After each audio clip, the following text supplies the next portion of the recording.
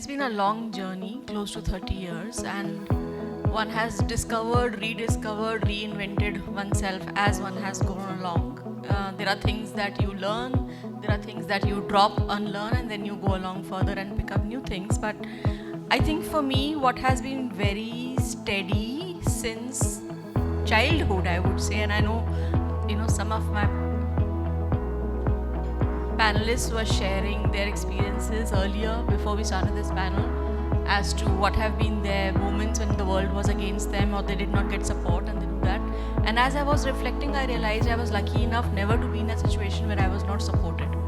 And I think that for that, all the credit that I would want to give, extremely fortunate that my parents have always supported everything that I wanted to do.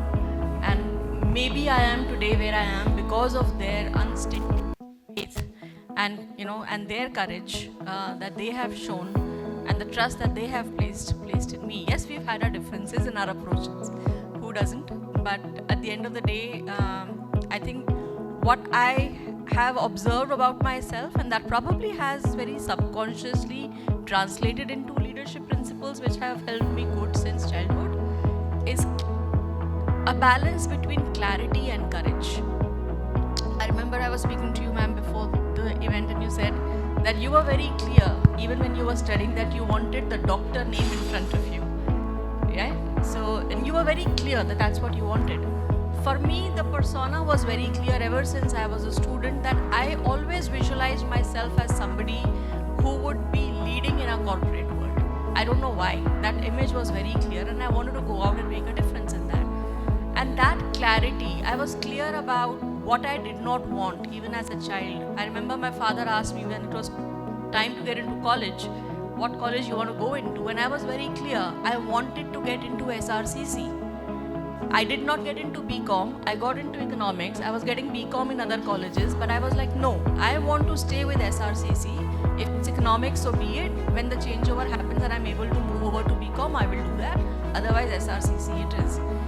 And that clarity has stood me well over the years, whether it is about clarity of purpose, whether it's about clarity in a corporate scenario about making sure that you align and work with teams, whether it's about clarity of the objective, what is it that you are here for to deliver, right? So that clarity in tandem with courage, I would say. And that courage, again, something I've seen, observed about myself probably over the years. Again, as a child, because I was a bit of a rebel, even as a child. So we'll kind of go and do, I have my own mind.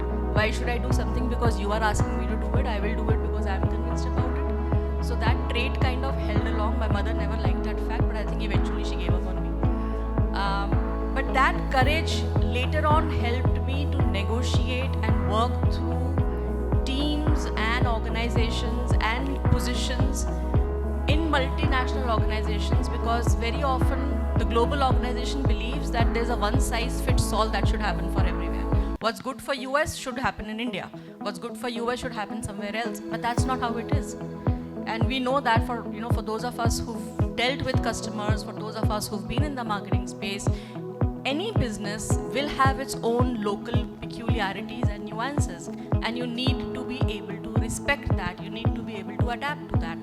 So that courage stood out for me at that point of time, because I would always give a pushback to the global organization when I wanted something which was specific and need-based and relevant for my market, as against go and do something which is expected for you to do. So I think that tandem and that balance and that combination of these two has really stood me well. When everything around me has been chaotic and shifting, I think I've always gone back to clarity and courage for myself.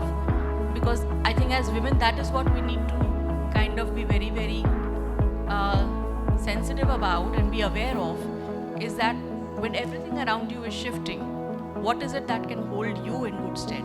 And for me, they travel across industries. These two principles have helped me travel across industries, across borders, across people, but they have stood me well. So I think that's my story.